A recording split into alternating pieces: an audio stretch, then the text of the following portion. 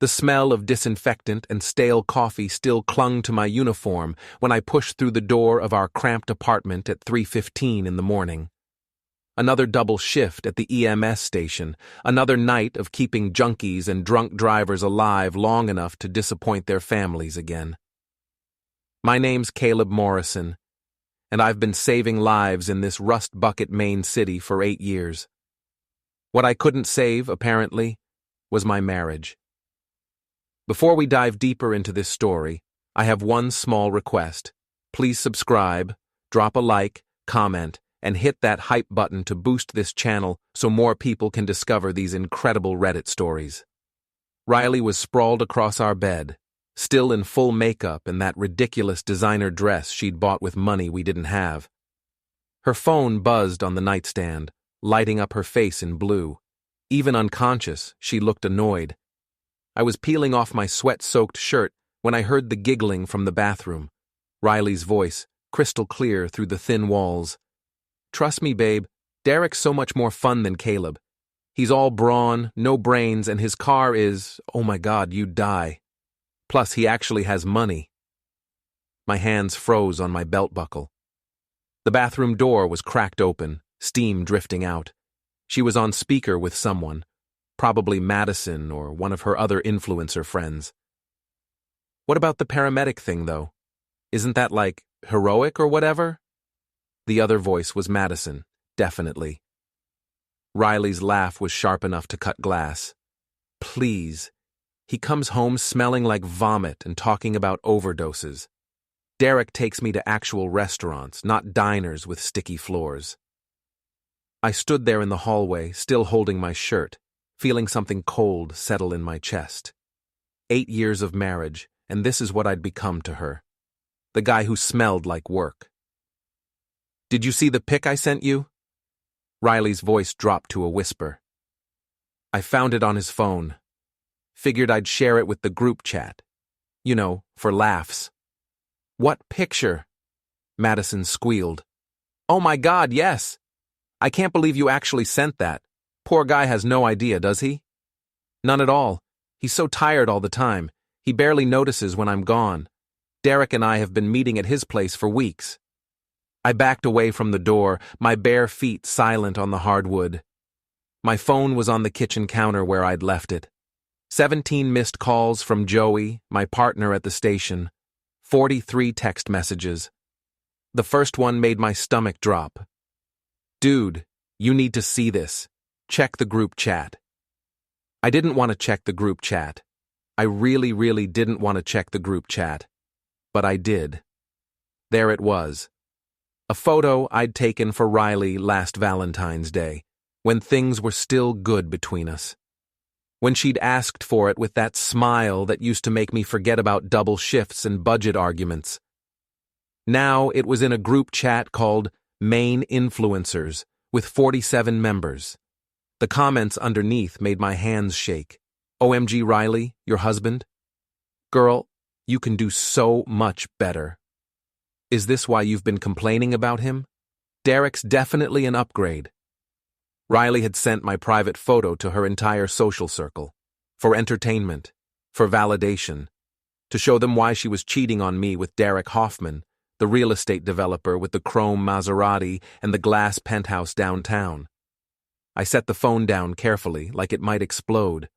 Through the bathroom door, I could still hear her laughing. The best part is, he has no clue. He's so focused on being the hero at work, he doesn't see what's happening at home. Derek says guys like Caleb are just built to be stepped on. That's when something inside me snapped. Not broke. Snapped. Like a rubber band stretched too far, whipping back with enough force to leave marks. I grabbed a sticky note from the junk drawer and wrote, "Thanks for the free PR campaign. Next time, use better lighting. Your loving husband." I slapped it on the bathroom mirror and walked out. The boxing gym was still open, because Mickey never locked up before dawn. The old ex-Marine who ran the place took one look at my face and pointed toward the heavy bags without saying a word. I wrapped my hands and started hitting. Every punch was Riley's laugh. Every impact was Derek's smug face. Every drop of sweat was 8 years of being taken for granted, of working my ass off while she played dress-up on social media. By the time I stopped, my knuckles were bleeding through the wraps, and Mickey was sitting on a folding chair, smoking a cigarette. "Woman trouble?" he asked. "Wife trouble." "Worse. What did she do?" I told him. All of it. The photo, the affair, the group chat. Mickey listened without interrupting, occasionally nodding like he'd heard it all before. "So, what are you gonna do about it?" he asked when I finished. "I don't know yet." "Well, you better figure it out quick, because right now you're the joke, and jokes don't get respect." I was unwrapping my hands when Joey burst through the gym door, still in his uniform. "Caleb, Jesus, I've been looking everywhere for you. We need to talk." "About what?" He held up his phone. "About this."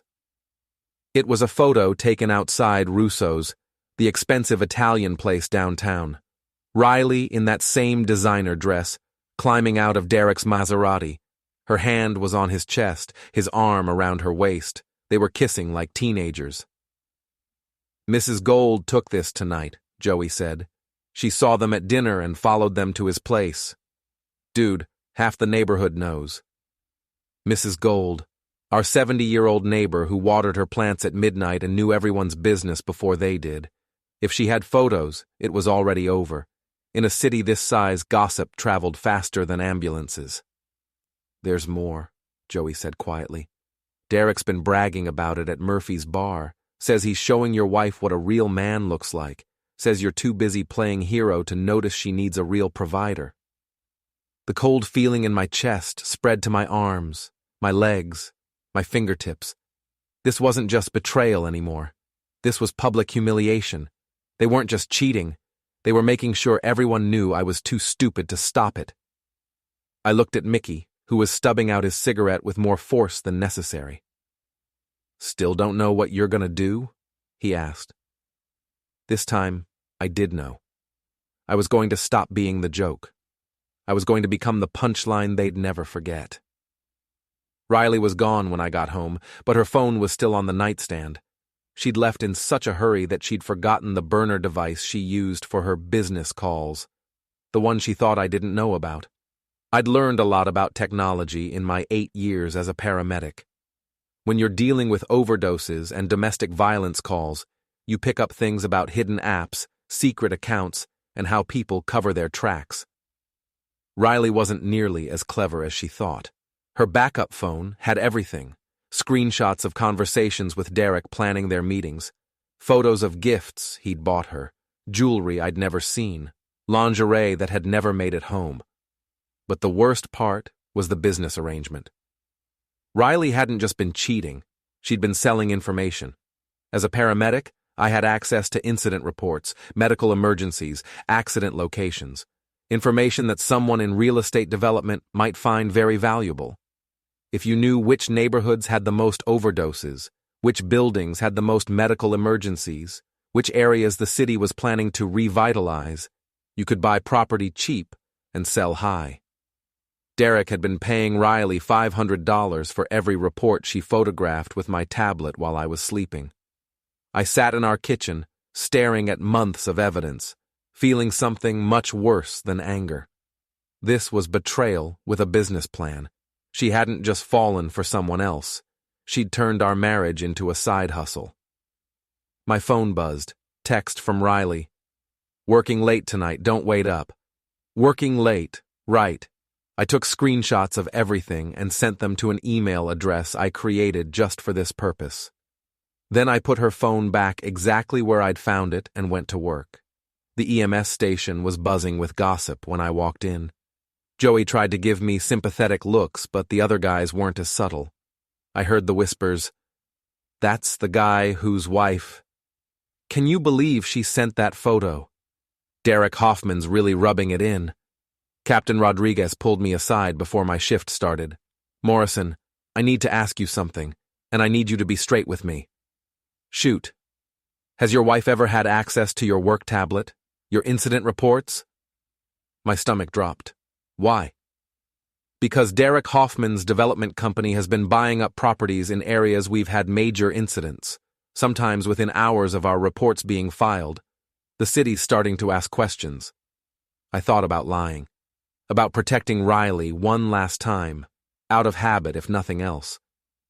But then I remembered her laugh, her voice saying Derek was so much more fun, the photo she'd shared for entertainment.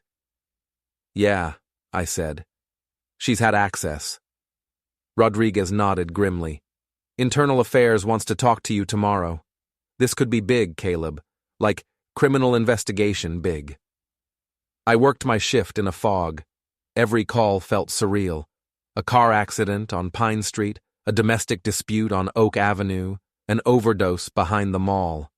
All of it information that Riley had been selling, that Derek had been using to build his real estate empire on other people's misery. When I got home at dawn, Riley was in the shower, singing off-key like she always did when she was happy. I could hear her phone buzzing on the bathroom counter. I didn't look at it. I didn't need to. I already knew who was texting her and why. Instead, I made coffee and waited. She came out wrapped in a towel, her hair dripping wet, looking more relaxed than I'd seen her in months. "Morning, babe," she said, kissing my cheek like nothing had changed. "How was work?" "Interesting. Internal Affairs wants to talk to me today." Her face went white. "About what?" "Someone's been leaking our incident reports to Derek Hoffman's company. They think it might be connected to his real estate deals."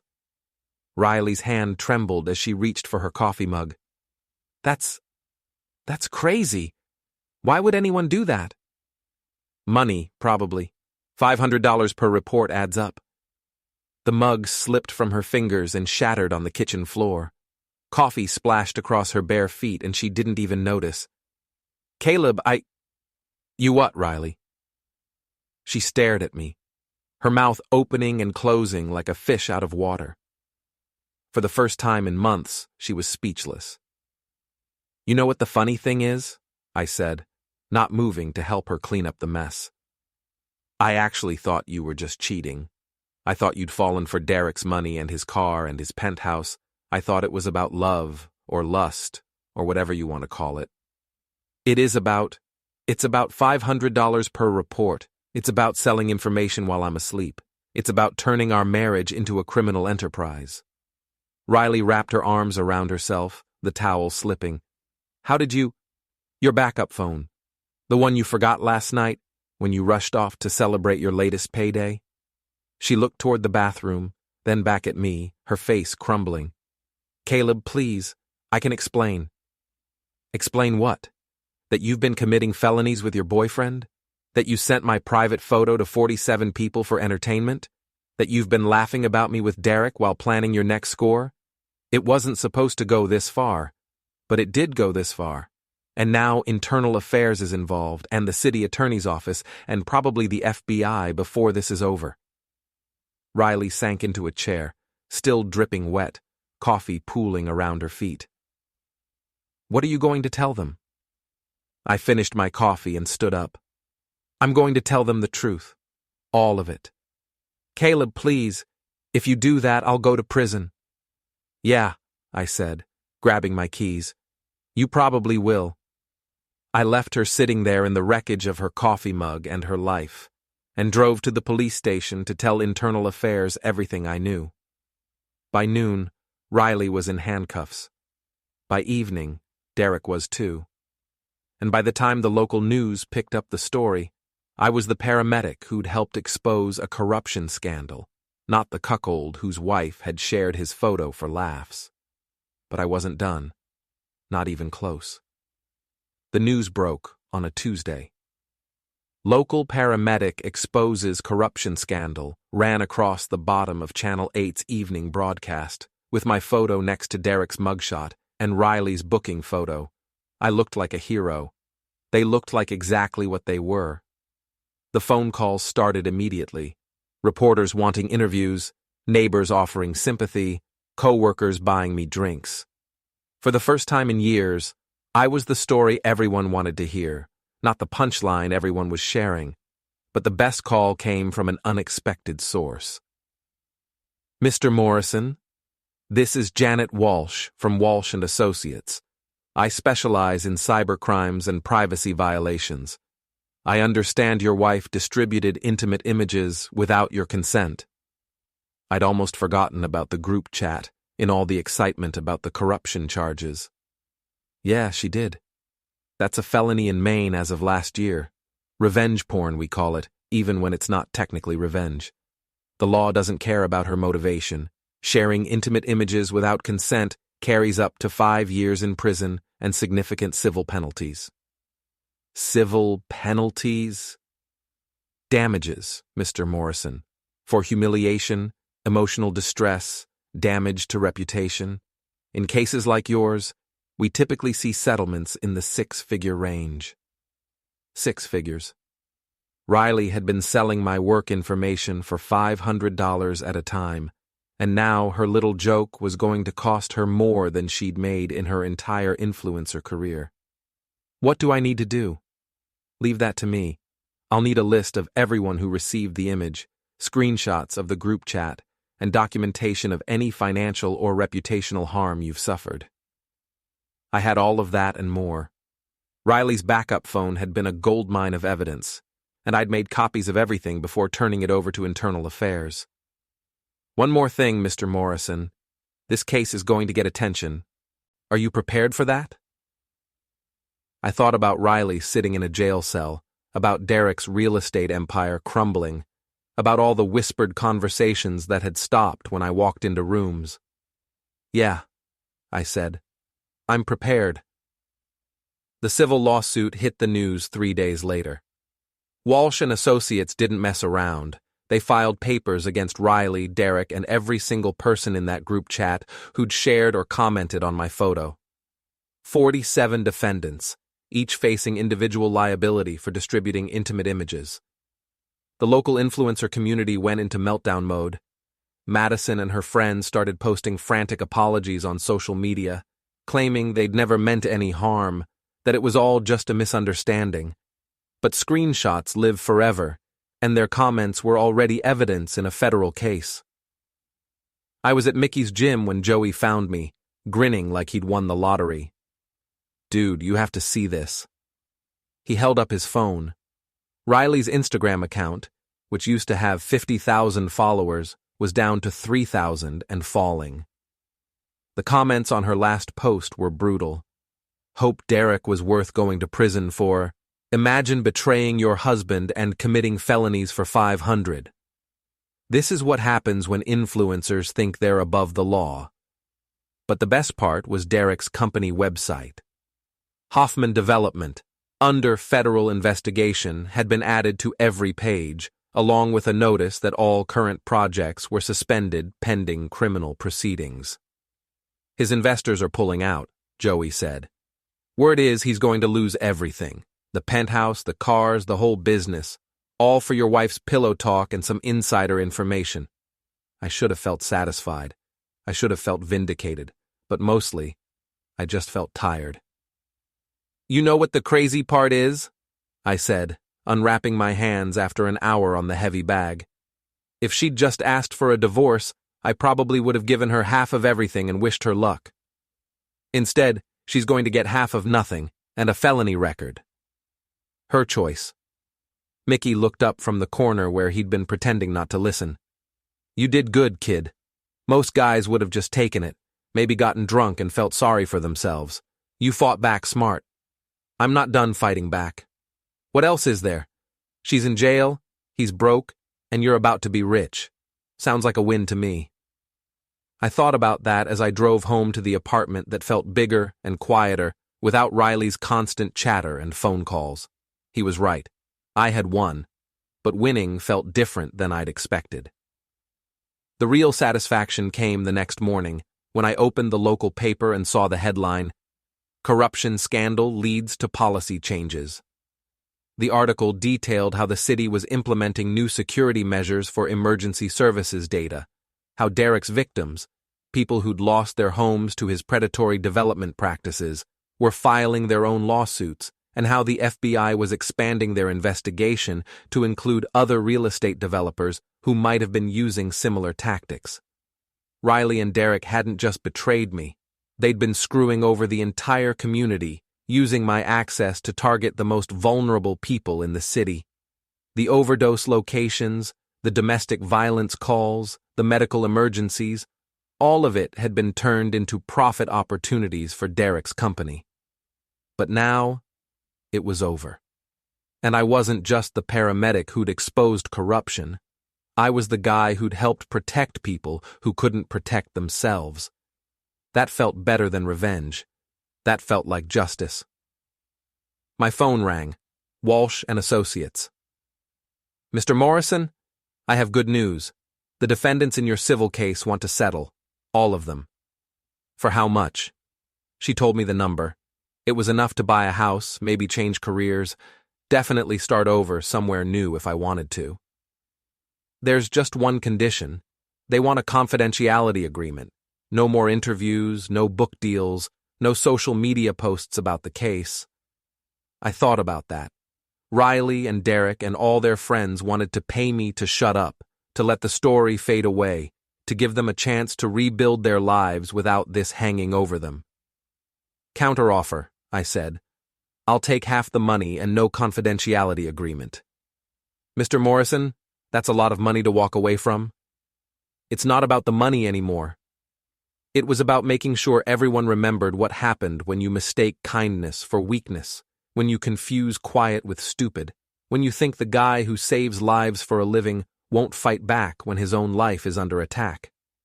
Riley and Derek had made their choice.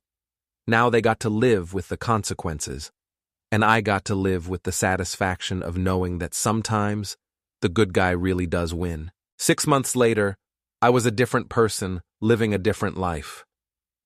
The settlement money had bought me a small house outside the city, with enough land for privacy and a workshop where I was learning to build furniture. Turned out, working with my hands to create something, instead of constantly trying to fix what other people had broken, was exactly what I needed.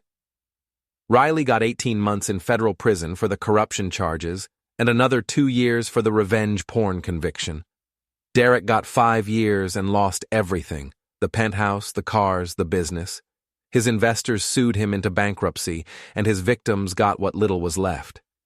I should have been satisfied with that. Should have moved on, found someone new, built a quiet life away from all the drama. But sometimes justice isn't enough. Sometimes you need closure. The opportunity came when I least expected it. I was having coffee at Murphy's Bar, the same place where Derek used to brag about stealing my wife, when I overheard a conversation that made me pause. I heard Riley Morrison's getting out next week, one voice said. About time. Girl's been through enough. I turned around. It was Madison and 2 other women from Riley's old influencer circle, the same ones who'd been in that group chat, who'd shared my photo and laughed about it. She's been through enough? I said, loud enough for the whole bar to hear. Madison's face went pale when she recognized me. Caleb, hi. Hi yourself. I couldn't help but overhear. You think Riley's been through enough? Look, we know you're angry, but... Angry? I laughed, and it wasn't a nice sound. Madison, you shared intimate photos of me with dozens of people. You made jokes about my marriage while my wife was committing felonies. You think I'm angry? The bar had gone quiet. Everyone was listening now. We apologized, one of the other women said. We paid the settlement.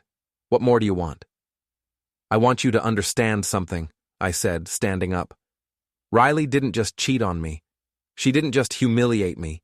She turned our marriage into a criminal enterprise that hurt innocent people. She sold information that Derek used to steal homes from families who were already struggling. That's not our fault.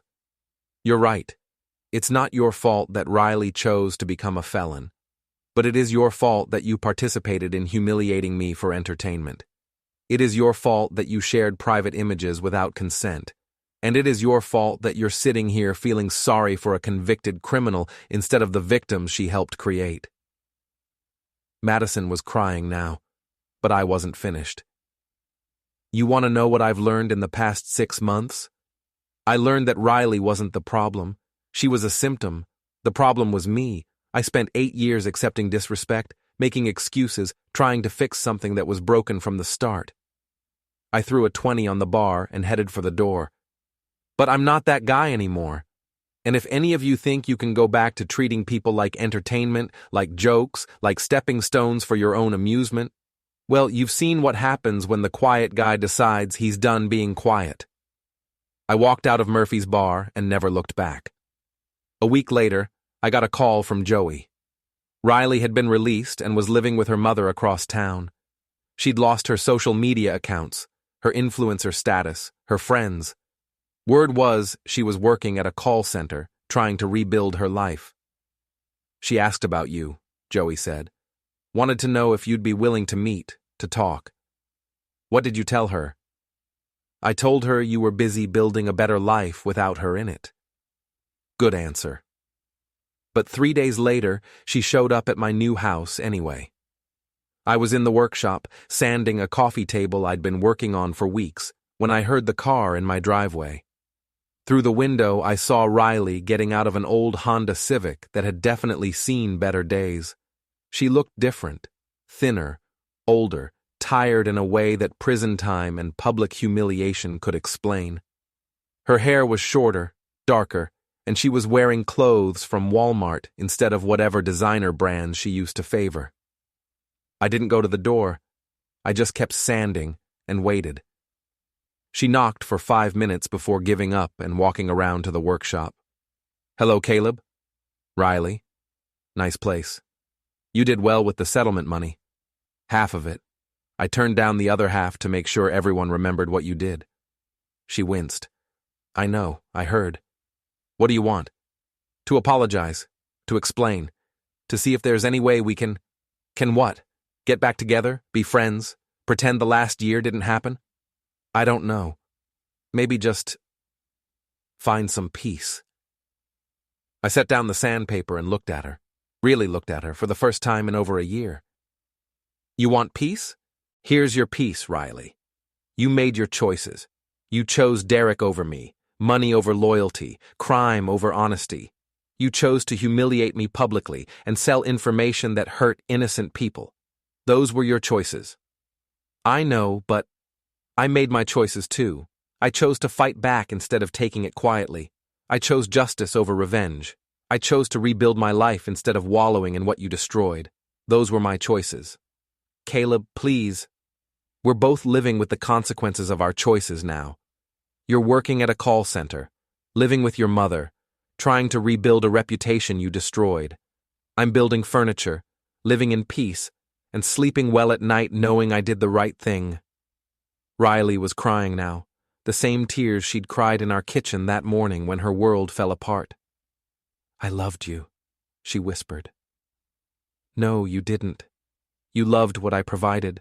Stability, security, someone to fall back on while you played games with dangerous people.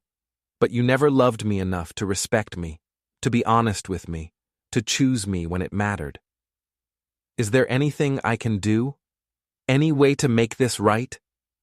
I thought about that question for a long moment, looking at this woman who'd shared my bed for 8 years, who'd shared my private photos for entertainment, who'd sold my professional access for spending money. Yeah, I said finally. There is something you can do. Hope flickered in her eyes. You can leave. You can go build whatever life you're going to build, and you can leave me out of it. You can stop looking for forgiveness from someone you don't deserve it from, and start figuring out how to forgive yourself. Caleb. I'm not angry anymore, Riley. I'm not hurt. I'm not bitter. I'm not planning any more revenge. I'm just done. With you, with this conversation, with pretending there's anything left between us worth salvaging. She stood there for another minute, tears streaming down her face, waiting for me to change my mind or soften my position, or give her some small piece of hope to cling to. I went back to sanding my coffee table. Eventually, I heard her footsteps on the gravel, the car door closing, the engine starting. I didn't look up to watch her drive away. That night, I finished the coffee table. It was the best piece I'd made so far, solid, beautiful, built to last. I set it in my living room and put my feet up on it, drinking a beer and watching the sunset through windows that looked out on land I owned, in a house I'd bought with money I'd earned by refusing to be a victim. Riley was right about one thing. I had done well. But not because of the settlement money, or the house, or the new life I was building. I'd done well because I'd learned the difference between being a good man and being a pushover, between kindness and weakness, between forgiveness and foolishness. I'd learned that sometimes the best revenge isn't revenge at all. It's building something better than what was destroyed, becoming someone stronger than who you used to be, and walking away from people who mistake your decency for stupidity. Riley and Derek had thought they were players in some sophisticated game, that they could manipulate and use and discard people without consequences. They'd learned differently. And I'd learned that the quiet guy, the one who saves lives and pays bills and tries to do right by everyone, isn't weak at all. He's just been choosing not to show his strength. But when he finally decides to fight back, when he stops accepting disrespect and starts demanding justice, he doesn't just win, he wins completely.